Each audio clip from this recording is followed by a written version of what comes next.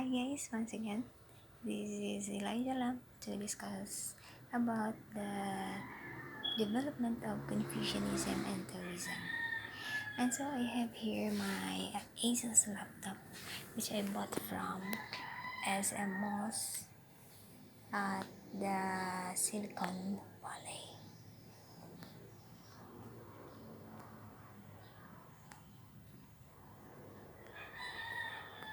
Okay, we will start.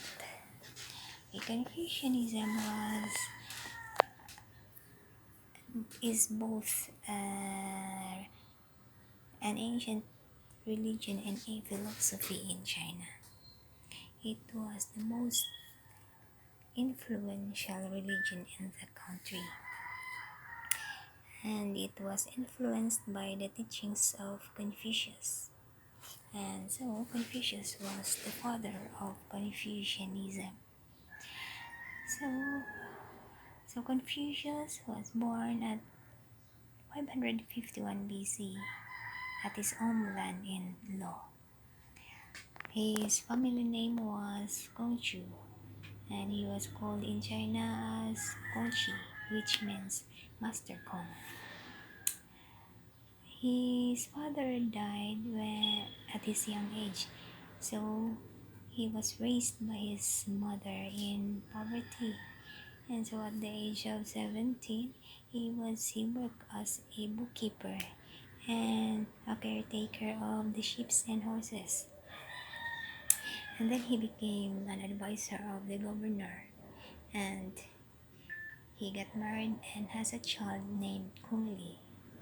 And during his service in the government, at the age of 51, he quit because the government officials did not respect his teachings. So he traveled throughout China and continued his teachings. And at the age of 71, he went home to his homeland and he died in 476 BC. And now have to we will discuss about one of his teachings, some of his teachings, I mean. And so Confucianism emphasizes the importance of one's inner harmony with direct connection to the harmony of the physical world. So what I understand about these teachings is that we should have a good relationship with one another, so that we can have uh, a beautiful environment in our society. So, and another important things in the teachings of Confucius was the Confucianism emphasized the goodness of the divine and the mandate of heaven, that to connect, to unite people, create stability, and prevent rebellion. And so, in Confucianism, Confucius believed that God is above, and he believed that the mandate of heaven chooses the righteous one to to rule the government. And just like in the leaders throughout the whole world, so we believe that they are the chosen one to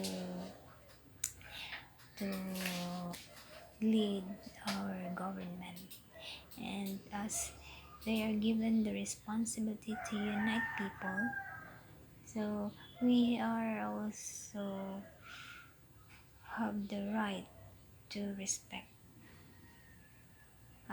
just like our parents who correct our mistakes.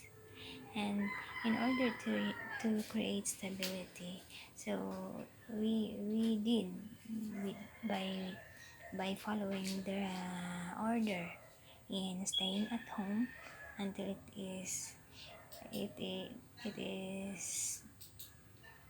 already good to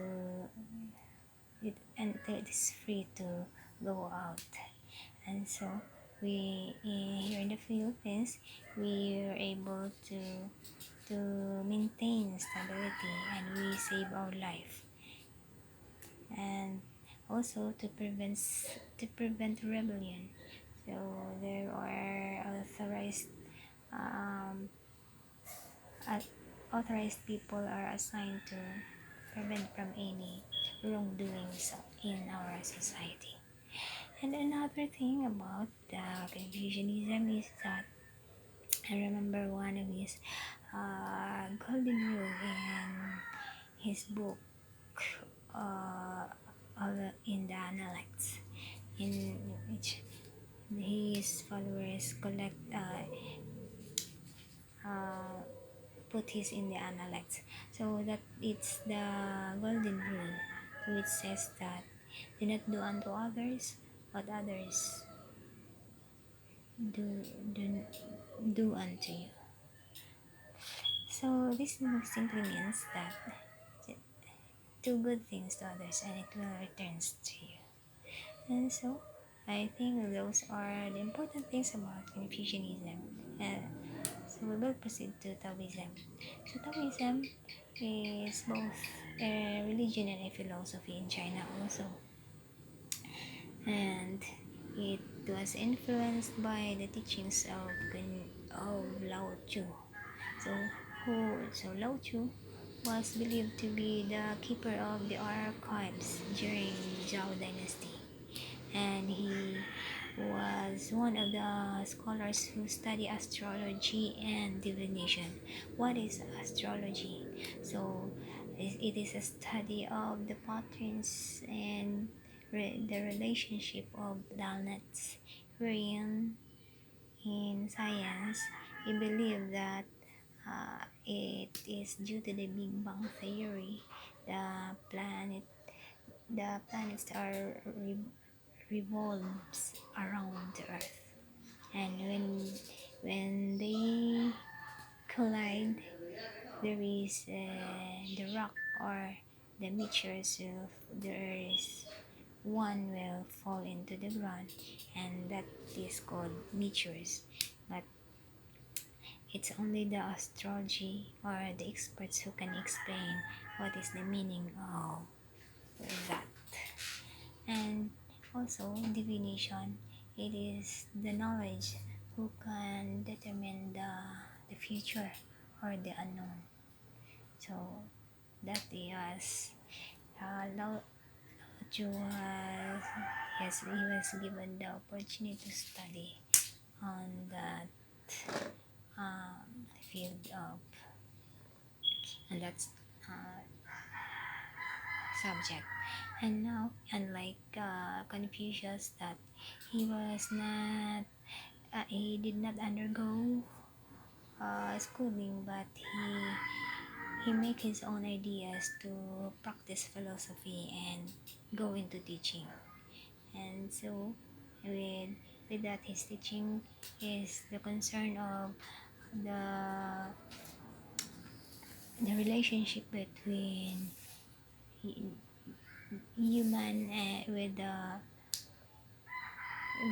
morality and ethics, and to the government.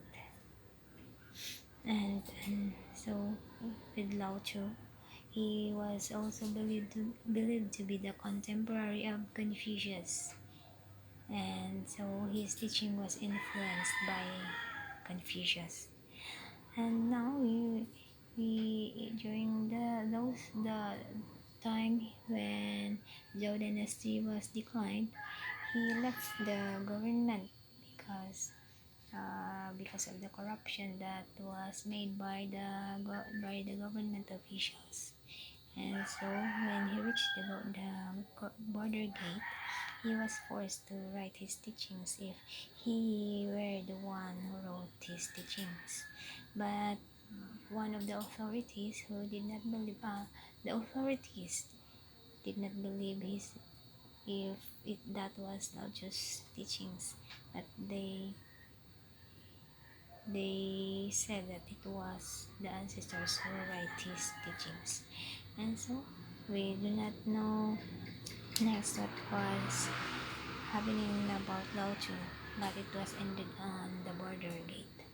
So we go back to his teachings. Now Taoism comes from the root word Tao, which means path or the way. And this Taoism cannot be considered as God, but it is a powerful energy that cannot be perceived, but it can be observed and experienced. Just like here in outside, as you can observe, eh, that's the beauty of the nature.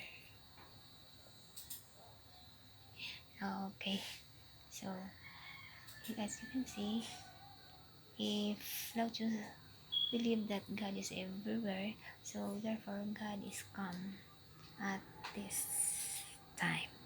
And so, just an example of what the Lao Tzu's teachings, that if God is everywhere, just like for example, there is a phenomenon that came into our society, and so we believe that there, God is present. He sent a phenomenon so that we people are the people can feel the presence of God. And another thing is that the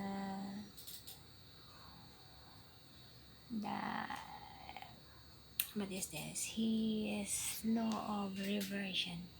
So by his law of reversion, it is said that it is the movement of the Tao in which anything that reaches its highest point returns. So if he said that the movement of the Tao, I can relate into last January we experienced the volcano eruption. So it is an example of the movement of the Tao, because if God's plan is if it reaches its boiling point below the ground, and so therefore the volcano will erupt. And that was it happened last January of 2020.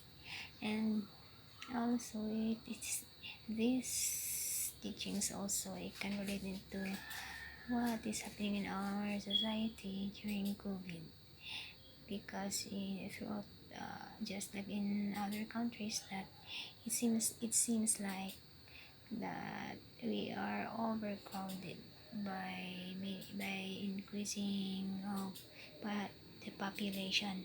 And so if this is God's plan to send a virus or catastrophe, and so therefore we believe that some of the people will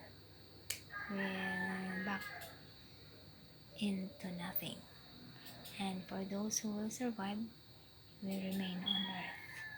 And so here we can realize that uh, we are if we came from nothing into something, then we will go back to nothing. That's all for now, and thank you for watching. Bye.